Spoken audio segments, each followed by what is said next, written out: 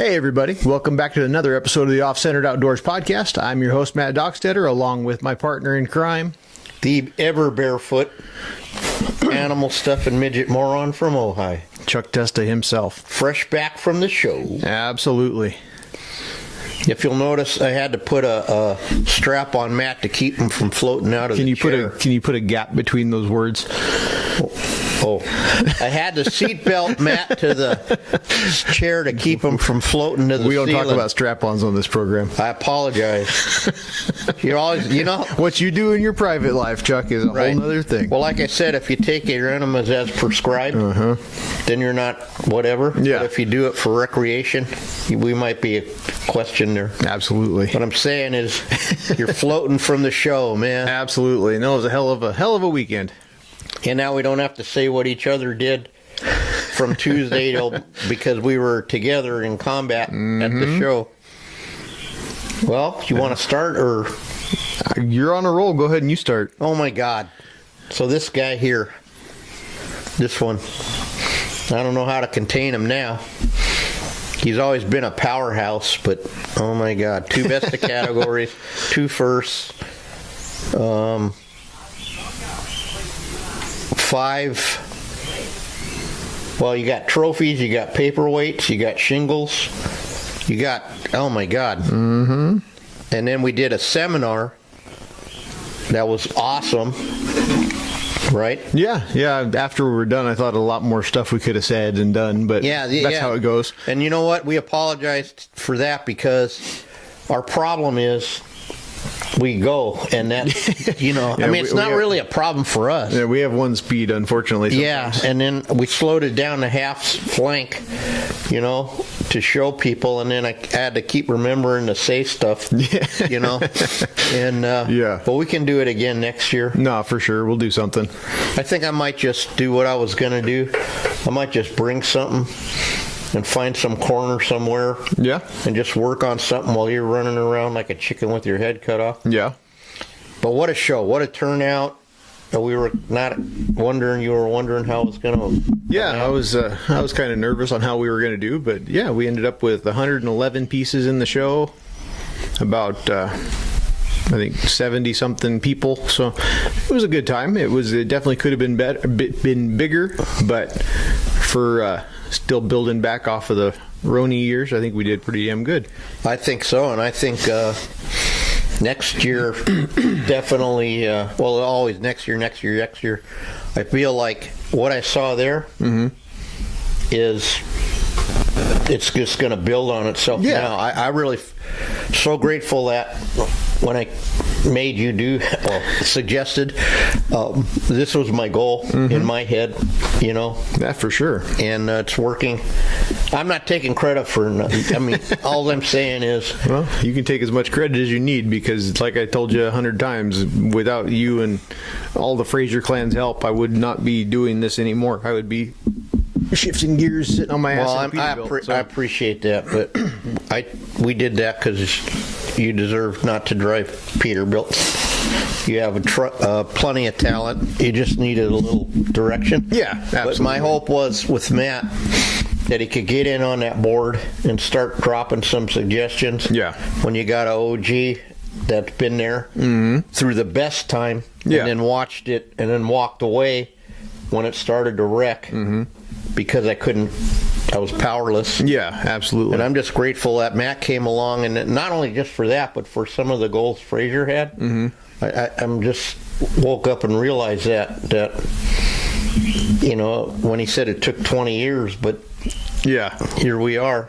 Yep. You know, and we accomplished the mission in a way. This is kind of a little deep for guys that don't know, but that's okay. What that means is positive, you know, trying to get the system or foundation out and the whole deal. Yeah, I think we definitely made some progress by leaps and bounds this year. So yeah. And you make progress every year. It just blows my mind. And another thing I want to say, in case we'll probably say it with our guests, but you look at the quality of the taxidermy in that room of all levels. It's Oh yeah. I mean, novice, open, you name it. Mm-hmm. And another thing, we had at least a half a dozen ladies. Oh yeah, more than that, I think. Okay, well, I can only do 1, 2, 3 and many. Yeah. That's how I count. But, and kids, a whole bunch of kids. Yeah.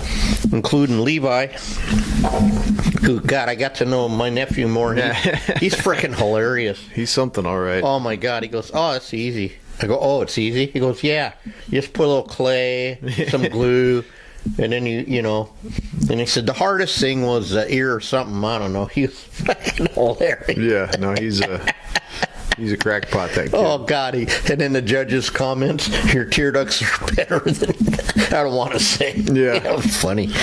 Yeah. No, he's on cloud 9. He was a little bummed he didn't get to bring home hardware also, but like I told him, for his first time ever doing anything, he started at a way higher level than I did, and I was A grown up. 12 years older than he was when he started. Yeah. No. And then, oh my God, yeah, it just, I don't even know what to say. Hilarious. Yeah.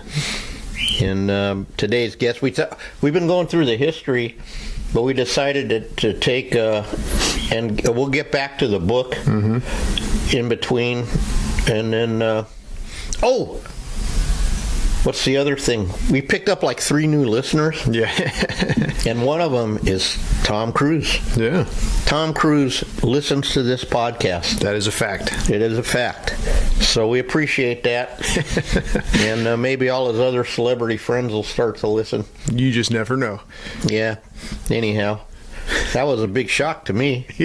Yeah, for sure. Anyhow. But no, I think your little talk there at the awards deal and then telling everybody else about the show, I think that ought to get us at least a listener here and there to one episode or 2 or whatever. So yeah. So today we're going to have on the president of the association. Yep, absolutely. Kevin, I don't remember his last name, but Kevin Tedder. Tedder. Oh God, Tedder's close to Torillo. Not even at all. Well, you're not me, so it's a word that has a letter in it. It must be close. It is. No, anyhow, what a good job he's done. Yeah, no, for sure. And I think, isn't this only his second? Was last year his first year? His first full year, yeah. Wow. Okay, wow. No, I mean, I don't want to pump these guys up, but this guy. No, I knew as long as people would listen to him, Kevin would do a good job, because he's done this over big groups before. He knows what he's doing. And yeah, like anything else, there's room to grow, room to change, room to expand, but and he's listens. Absolutely. That's the most important part. Well, you have to be open to he doesn't have the he knows it all. The master's ego yet. Yeah, yet, but I don't think he's gonna. No, for sure. And with taxidermy, he's like a sponge too. He's like, when I was God, I want to know this, that, the other, Yeah, no, absolutely. Let me at it.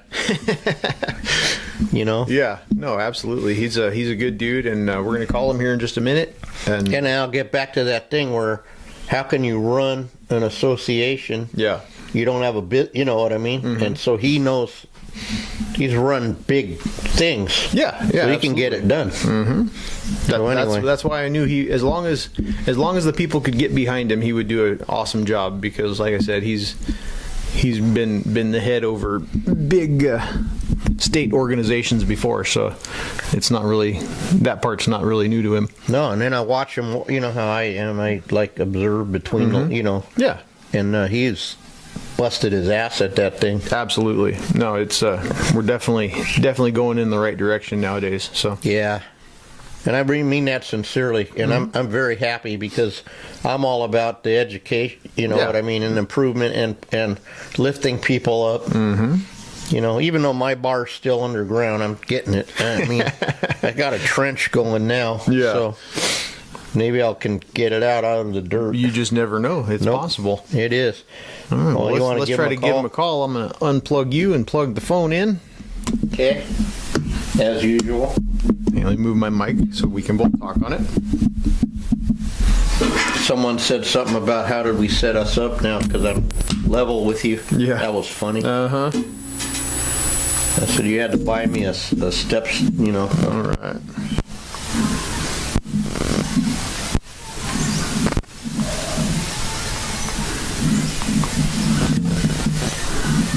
right, let's see if this damn thing works here.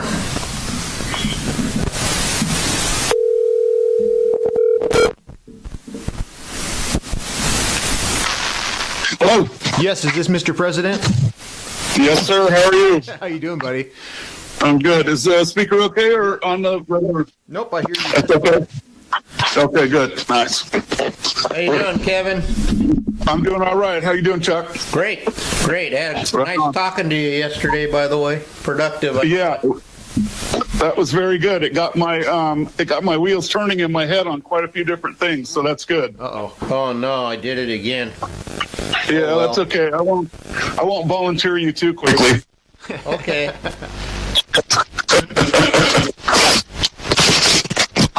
So you guys all put away from the show? I don't know. We got some kind of reverb going on. Yeah.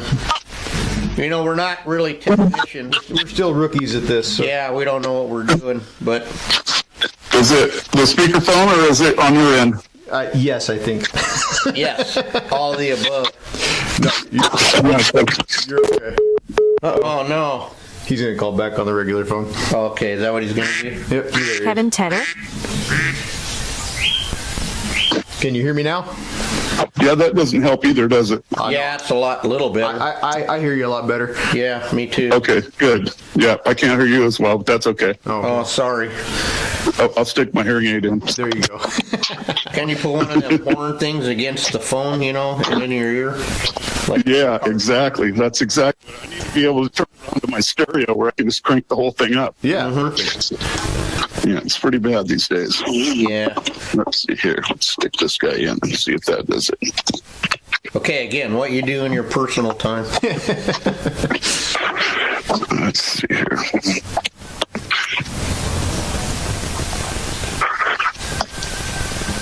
All right, let's try that. All right. Can you hear me now? Oh, got you loud and clear now. That's All right. good. Good deal. All right. Yep.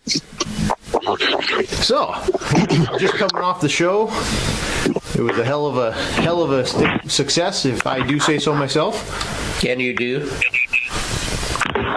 What are you doing, Kevin? The dishes? What's that? Am I doing the dishes? No. I had to switch you back over to the speaker. I can't hear you well enough. Okay. Yeah, you're good. Yeah, good. All right. This is funny. Yeah, there's always something on our show, Kevin. Chuck's sitting too close to the machine is what the problem is. That's it. And I can't stand 10 feet away because we don't got a cord that long enough for the. But we're going to get one. So. How long have you guys been doing the podcast now? 1 year. Yeah, we just over a year on Spotify.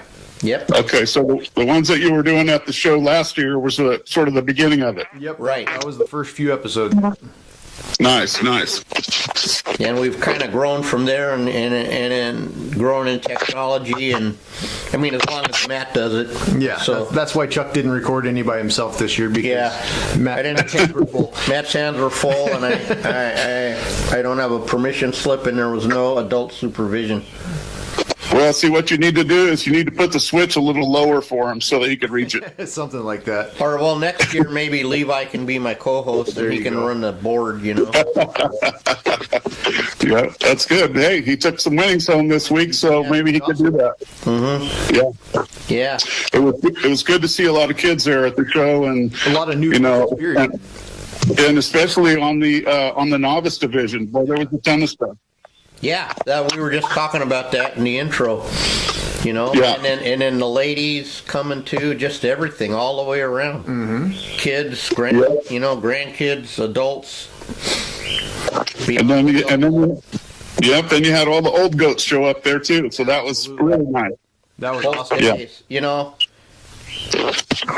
We got somehow it like the stars are aligning, Kevin. Yeah. And the ship has been turned around, I think. And it makes me really happy. Yeah, I hope so. I was, after I talked with you yesterday, I was working on going through this package of stuff that I got from past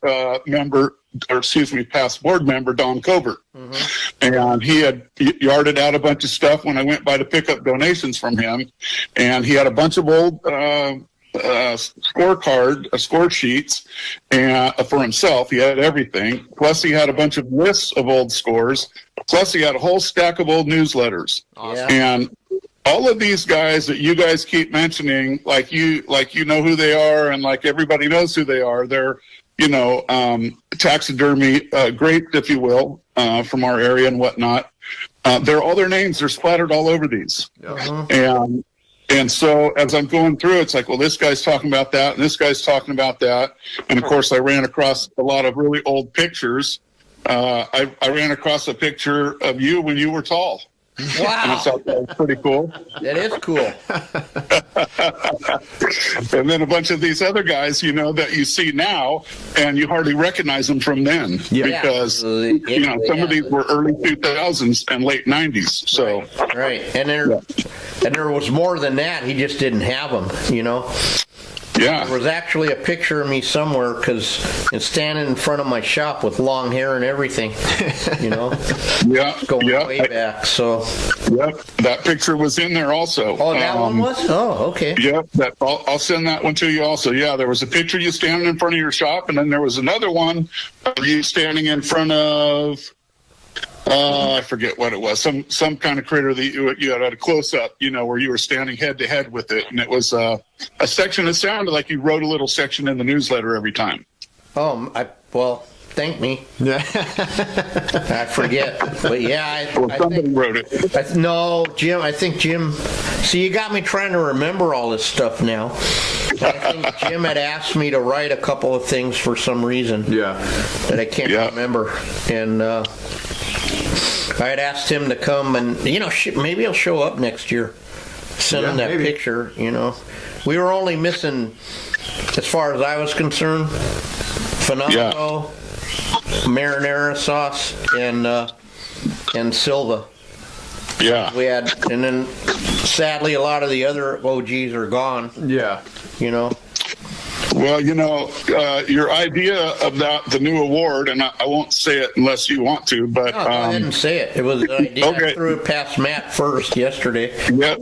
Your idea of the Old Goat Award, by bringing back some of these old guy taxidermists, I thought of another option of that too. Aside from them being able to come back and pick a winner that was on the show floor, we could have the Old Goat Challenge as well. Oh. And challenge these guys to bring the same thing, whether or not it's whatever they're all doing, like if it's a bird or a deer or whatever, have them come back and throw one together and challenge each other to it. Yeah, sure. Okay, I'm up for that. I'm not the best bird guy, but I'll try and I'll never beat Alan Downey, but he's he's kind of a medium old goat. He's not really the old guard, Right. He was young when he came in and around and working with Mike, and he was lucky enough to go to the Frasers. Mm-hmm. That's a whole nother story we won't talk about for poor Alan, but Right. anyhow, but man, did he do good? Oh my God, He did awesome like always. Yeah. The more I dig into this, these old newsletters and this old information, the more it excites me to try and revive some of that. And like you said about, the tide turning, I think that the tide is the more we dredge it up, the more the tide will turn. Yeah. And, some of those old guys coming was totally based on Gary wrote letters to all of them that said, hey, you guys, please come down, da-da-da-da, we'd like to get you all together, etc. And so that was part of it. And then, of course, I reached out to a couple of people, and I think you reached out to a couple of people. Yeah. And darn it, they didn't all show up. So that was great. Yeah, and I just got a thing from Tony Finazzo yesterday, so I'm kind of back in communication with him. Nice. I don't know how his health is, but I think I can probably twist his arm, definitely to get him on this show, and if not, get him back up to the show. Yeah, so I got two names to run by you to see what you can tell me about them currently. One is Barth Howard, and the other one's Jim Silva. Jim, I just talked to Jim yesterday. We just talked to Jim on the show. Yeah, we had Jim on the show. Nice. And Barth we were talking about him at the show. I'll dig into it and see what I can find out, okay? Okay, because the reason that I ask is, we had these missing score years that have been on the back of my mind and the front of my mind ever since they made me president. And I've really been pushing to try and dig and dig and dig. And so I did get 3 more years that we were missing. And then also there's an article in the Cattails Volume 13, Number 2, February of 2001, and it's a plea to have somebody step forward to help with the scorekeeping and management of what was a show registrar and membership points keeper program. Right.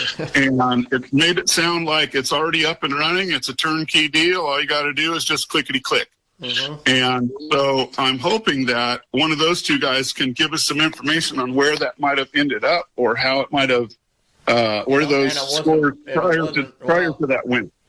Might be pre-Pogue. Pogue had a lot of information, but I think he was after me, the treasurer. Yeah. So, this looks like it would be anything before 2000 is kind of what I'm looking at, 2000 and beyond. Okay, I'll see what I can do.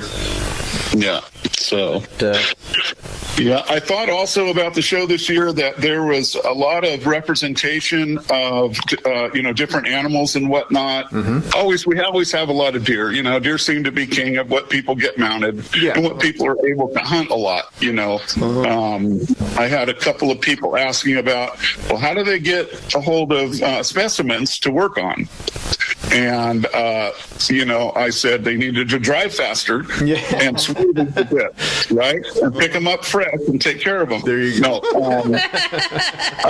I told them that. And Fish and Wildlife, that's a joke, okay? It is a joke, totally a joke. But what I really told them is that this Taxidermy Association, and what my guess is every taxidermy association, always have people that are willing to step up and help somebody out. Yeah. And here's a good example of it. We had a gal there that was exhibiting this year in the novice category.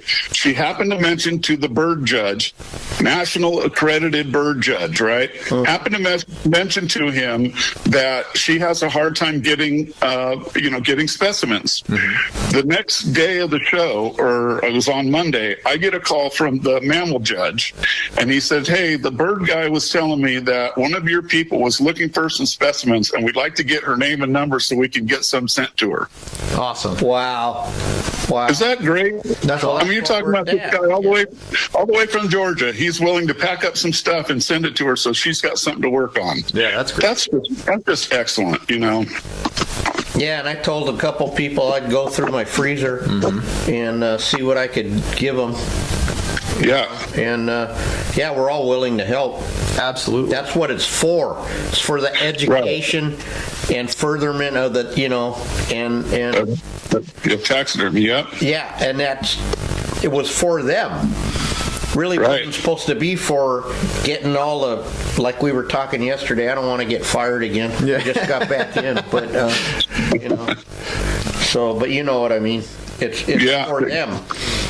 Yeah, exactly. It is for them because we put a lot of efforts, to make it all happen and all that. And, our board is excellent. And people, you look at the next few days after the show on the web and people posting this and that on Facebook and here's what I want. Every single one of you read through those comments and you see how the board put on such a great show for us. Mm-hmm. And that's really makes me proud that we have that kind of group put together now. Yeah. And that we're able to put that kind of show on. And even though it's exhausting to make it all happen, we're already looking forward to next year. Absolutely. Right. Absolutely. Even it's sort of this podcast in a little bit, this episode is for next year already. Yeah. I mean, that's how fired up we are. And that's why I was happy you could come on the first one after the show while this is all fresh in our head. Yeah. Because that'll tell you by Thursday I won't even know there was a show last week.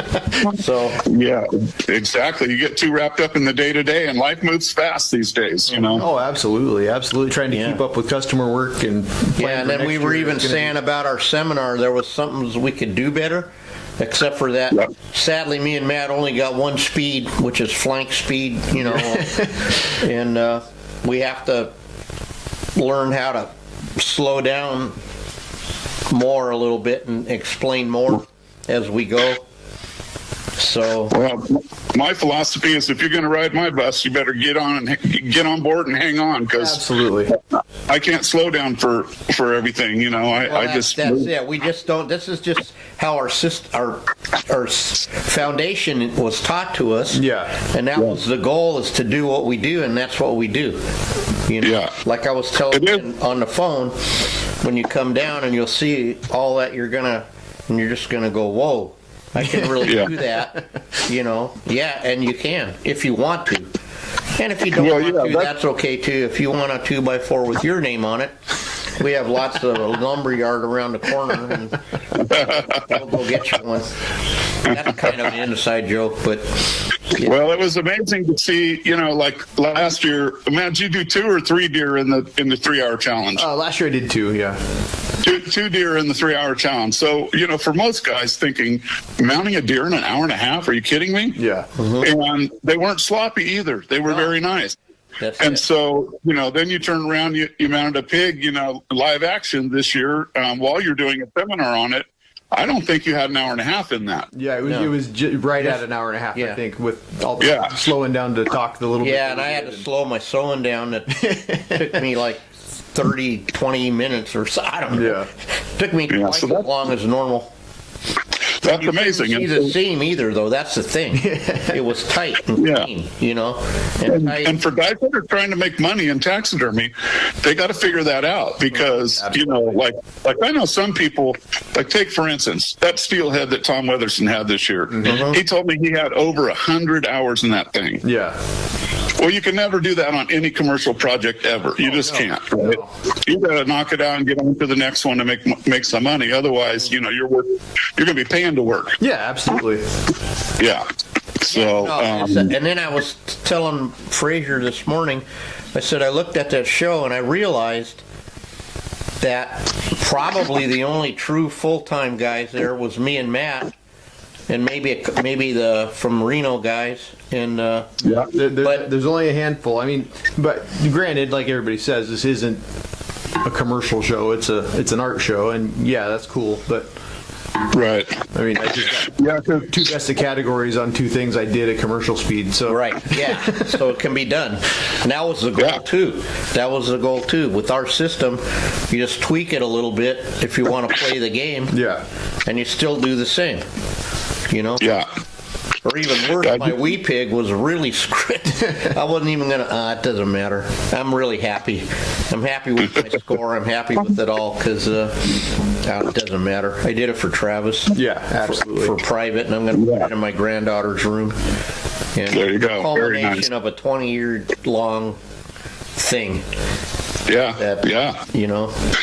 That's good stuff. And, you know, I hope that when we look back at this, you know, Matt's a couple years younger than me, but I hope that when, you know, the current crew looks back on this stuff from 20 years from now, that, you know, we're seeing what we did and how we made things better and how the taxidermy industry is alive and thriving. And I think it's really all going to be about just like what you've got going on. You told me, Matt, a long time ago, I said, hey, I'd like to come down. I'd like to learn this or learn that, da-da-da-da. You know, charge me whatever it is. I don't care. Let's do it. Yeah. And, you know, what you said was the way that you were taught was to pass things on. Absolutely. And that's what your goal is to pass on that information, to pass on those skills and abilities. And that is really what it comes down to, because, you know, none of us is going to last forever, right? Yeah. And these things that we learn, if you don't pass them on to somebody else and teach them, then it's gone. And this is why, like for me, my hunting heritage is like my mantra, right? Yeah. And it's all about getting the next generation involved and excited about hunting. I wake up. Or people going the other way than us, you know. Right. And then when I was telling you just about the industry coming in and getting on the boards, and then trying to channel the direction of the winnings to sell mannequins, Yeah. you know. Right. And that's not a game research place. You're going to sell a mannequin, it's because you took it to the show like Matt, and then win on it, right? Right. That's how you sell mannequins, Mike's way, anyway. Right. So, anyway, we got a future Jedi coming up here. Nah. Yeah. But Matt's far too humble. He's far too humble for his skills him and and abilities. Rudy too, man. In Australia, that guy, he's like blah blah blah. I go, dude, you're hand fleshing a life-size elephant. Yeah. You know, mounting it, the one that was in the John Wayne movie way back in the day. You know, and he's doing this and doing that. And when he came here to America, he was a great mammal guy and reptile guy, like small mammal, like he could do a wombat and a platypus, and he wanted to learn game heads. And we're the first, you know, I'm going through his Facebook and showing me all the hot shots there, and I go, well, what do you see? Oh, I don't know. And I said, well, look where the ear block. Anyway, it doesn't matter. He came from there to going to his show and winning everything. And I mean everything, you know. So, too humble. Matt's too humble, too. Matt is the most dedicated, motivated, and hard-working guy. And I'm so grateful that he's here, because I'm getting ready to, like, really slow down in the day. And Matt will tell you, I freaked out a little bit when I realized that it was going to not be the same. And I have all this crap in my head. And I need to give it to somebody, because it does get lost, like you said, Kevin. Yeah, that's exactly what will happen. It will get lost if somebody doesn't take it over and learn it well, so that he can teach it to the next person. Well, yeah, and a lot of it I tried to do videos and tips, but then what happens is when we're in here, a lot of it doesn't come back up till we run into the roadblock, you might say. Yeah. And then I'll go, oh, shit, well, this is how we, you know, and this is that. I go, we should film this, and then because of how we are, by the time I say that, we're already done, and then you can't go backwards, and you know. Exactly. Yeah. Yeah, let's tear that apart. That worked really good. Let's tear it apart and do it again. No, you already got the next piece on the stamp. Exactly. Dude, that's kind of not a lie, you know? Yeah. And then what Fraser used to get a lot back in there was he's cutting corners, he's this, he's that. No, he's not.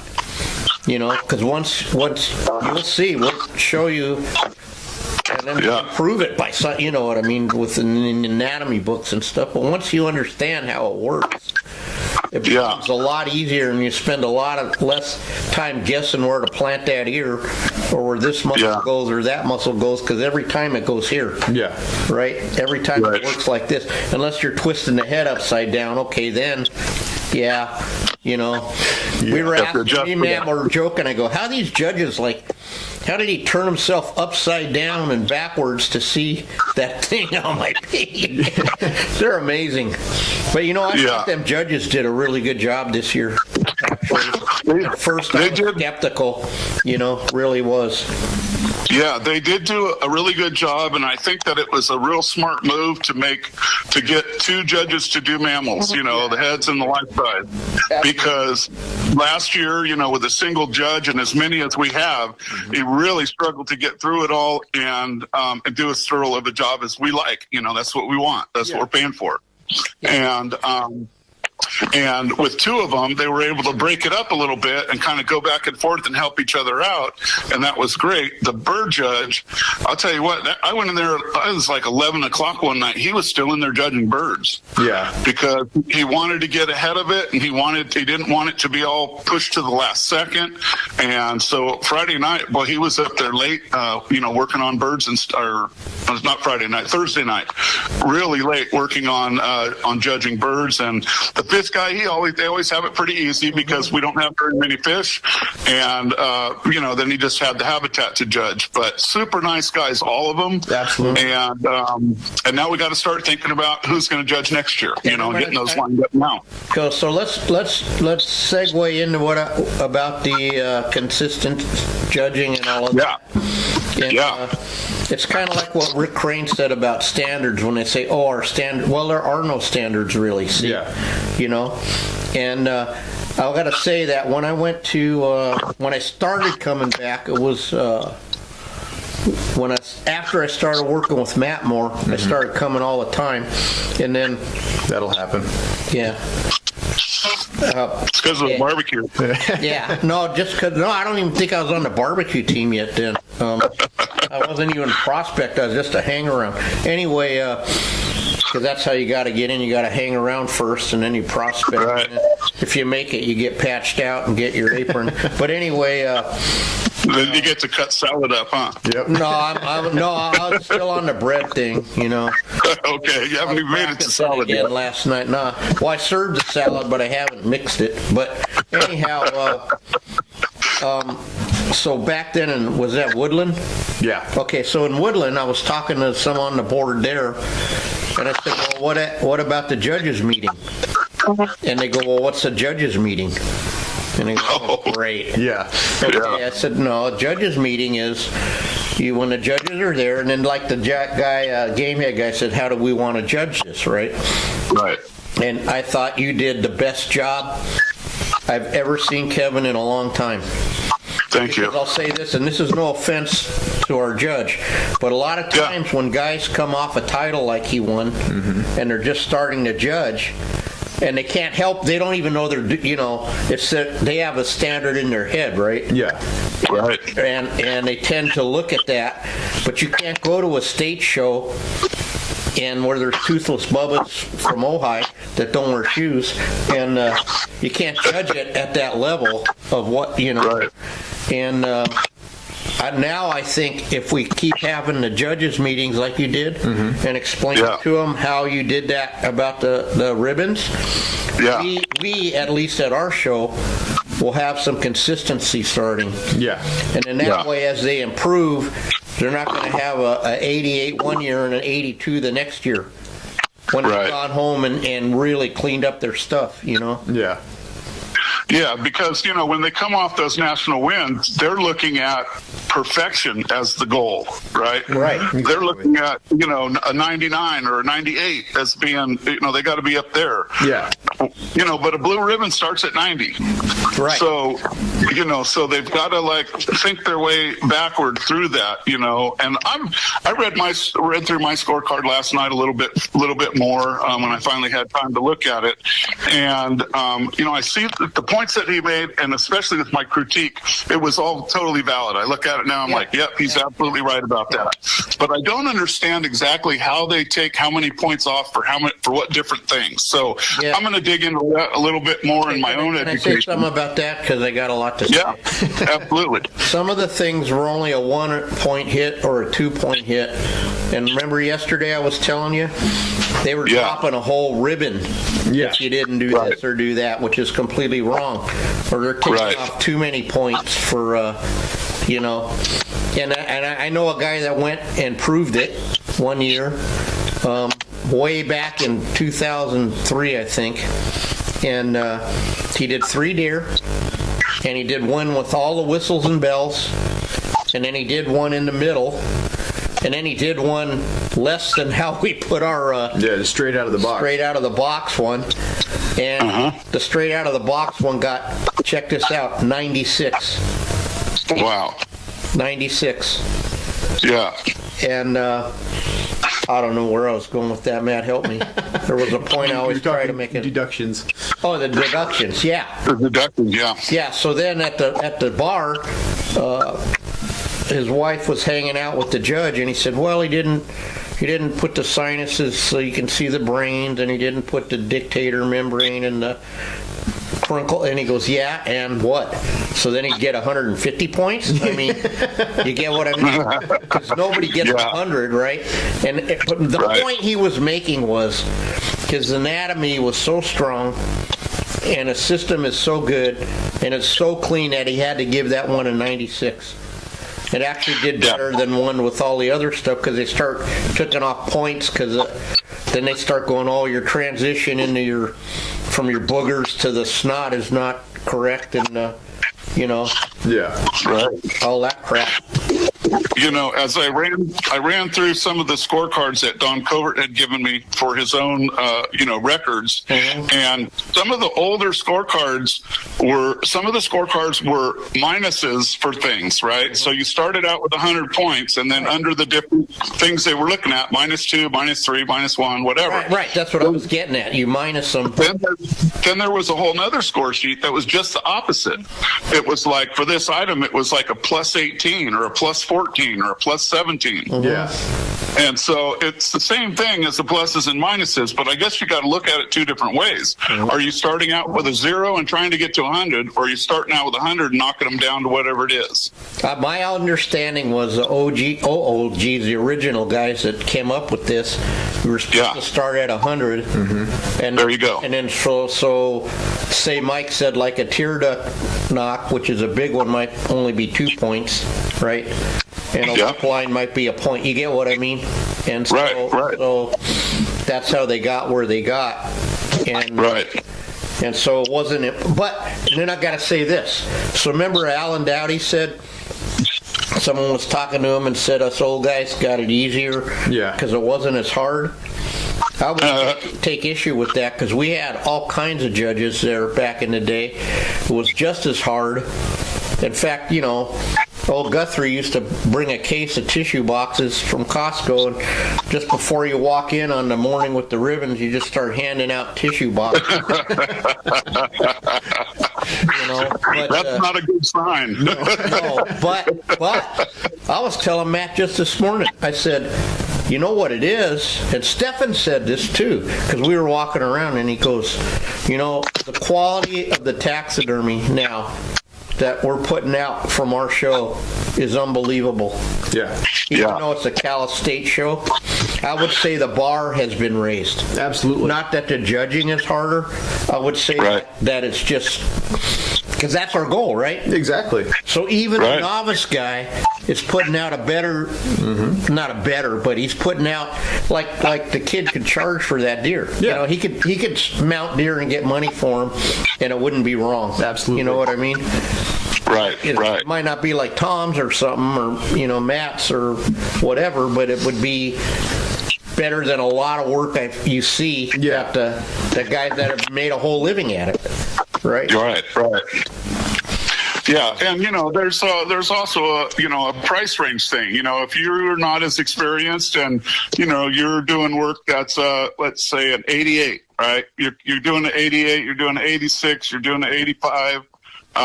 You're going to charge a certain amount. If you're knocking out 95s and 96s all day long, you can charge a little more. Well, we charge a little more for 88s because we feel that's 2 points off of first. That's our average, honest to God, that's our average work piece without screwing around with it. And if you can put a solid high second out the door every day at our quality, our show, hell. Yep. Yeah, absolutely.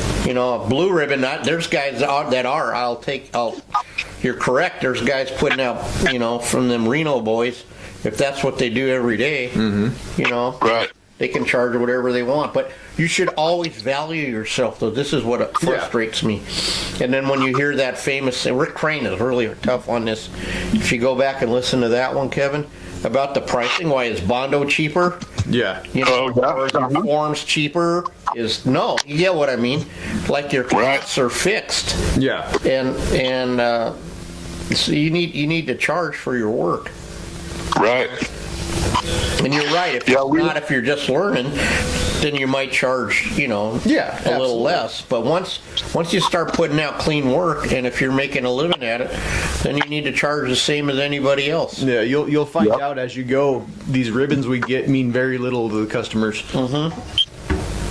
Yeah, exactly. I think that it doesn't really matter because when they walk up and look at the deer you did for them, that's all that matters right there. 100%. That's what the green ribbons is what we're going for. Yeah, I did a deer for a client last year. It was the very first deer that I'd ever mounted, actually, and it was a client deer, friends of mine, but still, it was a paid job. Yeah. And I took a seminar with Tom, and he mounted one deer, and I mounted one beside him, just like I did my antelope this year. And when I got done with that deer, I stood back and looked at it, and I said, you know what? That deer looks just fine. And when they saw it, they were like, "Wow, you knocked it out of the park! This thing's awesome!" And I'm like, "Well, as long as the client's happy, I'm happy, right?" Yeah, they want it, and they want it back that year. And they want it back, right? That's the other thing. Yes, it can't take you 2-3 years. It needs to be better. And then quicker. another thing you'll notice that happens is, like, as our mounts get out there more, and guys put them up against their other guy, they don't know why it looks different, but all of a sudden you're starting to get these guys coming in because yours just looks better, or more like a deer or whatever it is. Like you were telling me about your mount that you were really happy with until now. Yep. And now you know that the armpits are up on the back. They're wrong.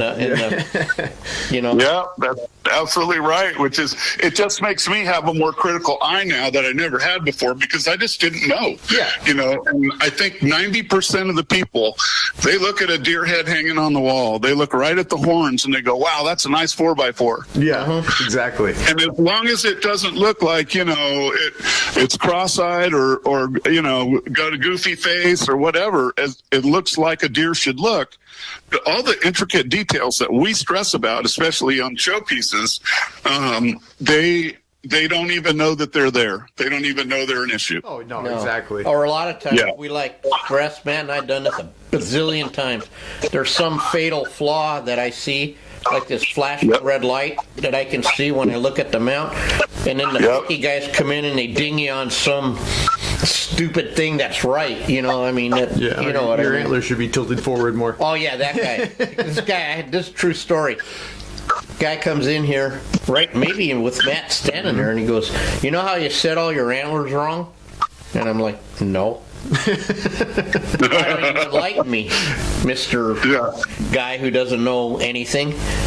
Right. And then he tells me how I do it wrong, and then I show him the skull he's holding in his hand, and I go, "Well, how does that happen when it it's attached to the skull?" Well, no, when I showed him the skull, how he wants it, it's not like that on the skull, okay? Right. And so I said, so what you want is you want me to do it wrong because in your mind, you think it's going to make your antlers look different. They're going to stand out more. Right. And I said, I'm going to tell you, if I kick it up how you want, it's going to screw my whole thing up because my ears are going to go, nothing's going to land where it needs to land. Yeah. Even if it's only half an inch, Kevin, it really screws it up, And it comes off the animal a certain way, the way it was when it was alive. Yeah. And then you got to try and put it back exactly like that. Yeah. So what is happening to you is what I call it when I say you're learning how to see now. Yeah. Right, exactly. Yeah. You're learning how to see, and that I say that a lot, and I don't know how that translates into English, if they understand what that means, but that's what I mean. Yeah. You start taxidermy deer, you think you even know what a deer looks like, and actually you have no idea. You know it's a deer because it's got ears, antlers, eyes, but you don't know how it really is on the end. You know what I mean? And then as you learn, like I was listening to Judge's seminar about the hair pattern, everything being where it needs to be, and you start pulling them little patterns that we talk about. Yeah. You see? People don't even know that some of them little patterns, and that's like what you said, at the national and world level, they're looking for every hair to be in place. Yeah. Now that's Exactly. And you can achieve that a lot on your mounts just by having everything go back where it needs to go. Yeah, absolutely. Right. And not fight it. So. And it does take a lot of studying on, live reference to figure that out because, I know like we're just working with Tom where he'd say, well, see this little thing of hair belongs right here, right over this spot. And if it's not there, it's in the wrong place. Yeah. Well, as a newbie, you wouldn't even know that pattern of hair was even an issue. Oh, for sure. Yeah, you think you got a weird cowlick or something. Yeah. Exactly. Yeah. And then when you come with us, we're going to have the caliper and the tape measure talk. Yep. Yeah. There you go. I'm really excited and interested about this to see, a different way, because I think the more widespread you can do your learning, the better off you're going to be, because you're going to, like you said, you're going to get a little thing for your toolbox over here and a little thing for your toolbox over here, and a little thing that you learned on your own because you did it wrong 3 times and you finally figured it out. And you put all those things together and you can put a nice project together. And then once you have a foundation, then we call it adjust. We got all these little things we say. Yeah. So you learn our foundation, and we say adjust to taste. Well, what does that mean? Well, Kevin likes to, he wants to sew right to left or whatever, or he likes this, and that none of that really matters as long as your foundation and you don't deviate from that part, then I don't care if you stand upside down and sew it or you adjust it to taste, And like I said to Matt, I'm always liking like how he does this and that, but I'm starting to think it's the vertical challenge part or something, and and everybody touches something different, and that's just a fact, and you just can't touch it the same as another guy, and so you adjust it a little bit, Absolutely. Anyhow. Yeah, it's interesting that there are so many different facets to putting an animal together, taking it apart first and then putting it back together. Yeah. And I don't know that really technology has helped us out, because you're still cutting things with a blade. You're still fleshing things the way you've had to flesh them. You're still putting things in with clay, like, has been done forever. Yeah. And, but you still have the thing that hasn't changed, you still have to have the eye to put that together in the right way. 100%. Right. And it sounds like you guys have developed more of a system of, if you do it this way, step A through step Z, it will come out every time. Every time. And then when you said taking it apart, see, that's where our foundation starts, okay? Right. We're mounting the deer head, and we'll explain this to you, or whatever head. Yeah. When we're taking it apart, we're already starting to mount it in a way. Yeah. With how we, even though you're turning it and fleshing it, blah, blah, blah, it's all basic stuff. But it's the way we cut our antlers is every time, you just pretty much got it, Matt has to recut mine more straight, but that's a whole nother joke. Yeah, but basically, we cut it in a way that it's just going to go right onto the block. Yeah. Okay? Right. And you just tweak it a little bit. You're not screwing around, right? And blah, blah, blah. You don't have to set your antlers 3 times. You don't have to. Right. Yeah, it's one and done and get paid, It could, because the more times you touch it, and then, so we try to touch everything once. And sometimes we don't, but and that's just what our job is. But like you said, to me, and then I'll get fired again. To me, if you can't lay a nose over a thing like a bear nose, if you can't do a decent bear or pig nose, like on the little wee pigs, we didn't have no artificial nose to stick on there. I had to do it with the skin, Yeah. I didn't, and he liked that, and it was but if you can't dress a seam, what are you doing, I mean, that's our job basically. And when they say, I heard somewhere where they said, there's not a seam on a live animal, and I go, there wasn't a bullet put in it. There didn't used to be a bullet hole through it. They weren't filled with foam either. Right, and they weren't gutted, and you know what I mean? So no matter what you do, and I know everybody's turning themselves into pretzels trying to mount a whole deer through a 2-inch hole or whatever. Have at it, Yeah, no like kidding. we said at our seminar, if you're fighting a pig to invert it hours, what are you doing? Just split it and learn how to sew. Yeah. They end up having more time trying to turn that pig inside out than we do skinning, fleshing, and mounting it, and then to save 25 minutes? Yeah. Because can you remember, Matt, when we had that seminar with Mr. Moat a couple years ago, and he was using, he was teaching a short incision method where he does all of his work permanent. Then he cuts it apart so that he can get his horns out of there, so that he can pull his cape on in one piece. Yeah. And then he peels that open, he screws it back in there. And I'm looking at that thinking, that's got to be taking more time Yeah, exactly. than just throwing down the back, you know? Yeah, and- there's very little difference in sewing 12 inches versus 18 inches, you know. And that really amazes me, because that 4-inch incision deal. Well, now they're cutting the heads off and putting it back on and all this crap, and I'm going, what about this? What about that? And I don't know. Why not just sew? You know, I mean, because just cutting the head off, to me. Oh, and then you've got to put it on, and it's in the skin, right? Yeah. So my crazy ass mind starts coming up with, well, I know how Chucky would line it up if you can't see, right?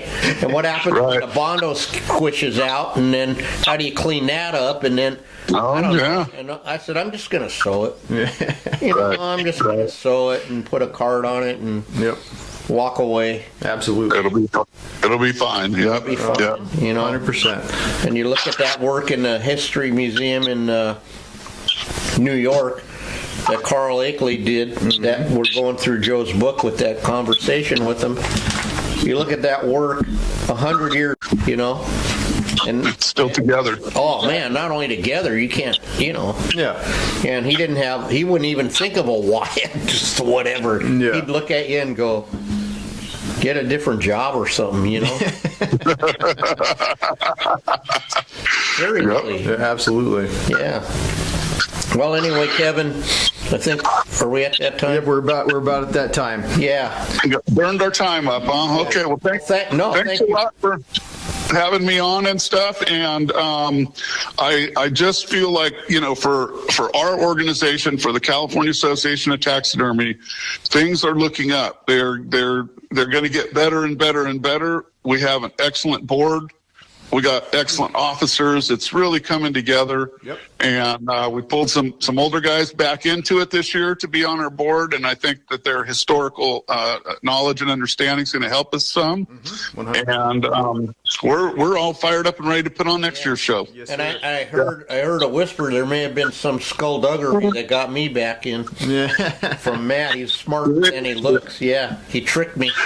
Oh, Ron There you go. Anderson's coming, you know? Yep. What? Ron's coming? Okay, I have to go this year. Yeah, I just had a little conversation back and forth with Ron earlier this morning, and Really?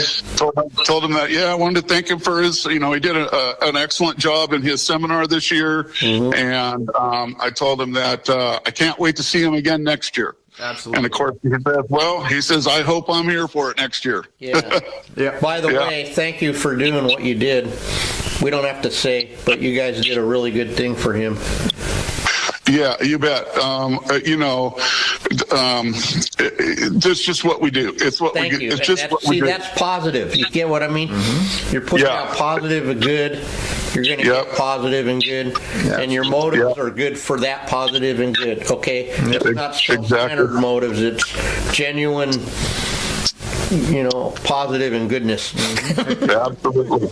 Like you said, for the betterment of the industry. That's what it's for. And I got to tell you, I've been threatening to start getting back into upland birds again. Uh-oh. Enjoy it. And after Yep. I went back over Ron's seminar again, I said, "Yep, I got me some birds. I must start. There you go. I'm gonna start bringing birds next year and let them beat me up. You know." There you go. I'm all jacked up for next year already. Yes, sir. I killed a big old critter this year, and I knew as soon as he hit the ground exactly what I was going to do with it, and so I already have that planned out in my head, and now it's just putting all the pieces together. So I'm not going to wait till the last minute like I did this year. I'm going to start now. I think some of ours, and this is God's truth. Matt mounted some of them months ago. You know what I mean? Oh, So I started altering mannequins as soon as I got home from right, last year's and show. then so ours are dry. They really are already tweaked. My wee pig, I mounted it. That got a little late, but it was still like 3 months ago or something, wasn't it? Nah, maybe not quite that long, but yeah. Well, I can't remember. Like he'll tell me this moose we did. I said that was like last month, 2 months. No, it was 3 weeks ago today. Yeah. That's today. I go, oh. See, that'll start happening to you too, Kevin, when you really get go. You know what I mean? Yeah, I'm more devoted this year to getting it done sooner now because I was a little bit stressed out by spraying paint on Thursday morning. Yeah. Yeah, you don't want to be, and that's how it used to be, but it doesn't have to be like that, Kevin. Yep. No, it doesn't have to be like that. I just have to put stuff aside and make time for it and get it done. And then the cleaner you get, pretty soon it's just put it in with your workload, kind of like is what we do. Yeah. Mount one for yourself, and while you're mounting the other ones, Yep. Yeah. and just make sure it's you look a little bit closer. Don't do what Chuck does. Yeah. I think I probably have 6 or 7 of my own projects in my freezer to do. And like you said, I think what I'm going to do is I'm going to mount a customer job. I'm going to mount one for myself. Mount a customer job, mount one for myself. Yeah. And by the end of the year, I'll have everything done of mine and theirs, and it'll be good. Yep. It's Perfect. going to be great, Kevin. I appreciate you, and your enthusiasm encourages me. And when you get this positive energy, like, dude, positive waves, man. No, it starts to build. I don't know how it works. It's contagious. Dude. I don't know how it Yeah, works. it's I just know contagious. it works, right? Just like that rat. I asked Jim Silva about it yesterday, and he goes, well, I know it was next to my rattlesnake, but I can't, he just can't remember, so I think Marinaro knows, so I'm going to get a hold of him. He remembers everything. I know he remembers what you did do. Yeah, we will. All I know is you can't get, it's just a thing. And I really mean that. Yeah. It's a thing. Yeah. It's been there forever. You can't. It's just a thing. Yeah, I knew that's what the scoop was. And when I found it in the trailer, I took it straight over and I put it on the registration desk. And then Becky Tom got upset. And then a little while later, She exactly. hates that thing, man. I don't know why. I know. But we love Becky, but she won't be doing that forever either, so we have to think past her, I think we need to hang a little necklace around it that says Becky on the necklace. There you go. Oh, dude, I don't know, man. Well, I'm going to let you do that. Oh, man. Well, again, Kevin, thank you so much for taking your time. Appreciate talking to you this morning. We'll be in touch, and I'll definitely be in touch with you over the year. Or if you have any questions, just ask me. Yep. Yep, sounds good. Yep, I'll get a hold of you guys and see when there's a date that will work for you for me to come down. And I'm excited about that. Absolutely. I'll bring down 15 or 20 projects and we'll knock them out. There you go. I think you said you only had 3. I said, well, shit, what are you going to do the other 4.5 days? That's just some kids. Yeah. Right. All right, buddy. All right, thank you much, guys. Have a good day, buddy. You too. Bye. All right. Bye-bye. Bye-bye. Well, there you go. Wow, another fantastic. Well, we had fun. Yeah, no, always. And like I said at the show, we're #1 in Papua New Guinea. Yep. But I don't know if they have radios there. Yeah. That might be why the one guy That's possible. that has a cell phone. Yeah. So, Yeah, the community cell phone. right. Well, that was a fun episode, Chucky. All right, guys. Well, thanks for watching. Yeah. Be sure to follow us everywhere you get your podcasts, Spotify, Apple Podcasts, iHeartRadio, and YouTube. And follow us on social media at Butcher Shop Taxidermy, at Ojai_Valley_Taxidermy, or Chuck Testa Official on YouTube. And Facebook, I'm on there too. Yeah, somewhere. No, yeah. What a 57. But actually posted like more last week than I did in like 2 months or Yeah, something. for sure. Maybe start to post more now. Maybe. All I right, keep guys. saying that. Well, have a good one. We will catch you next week.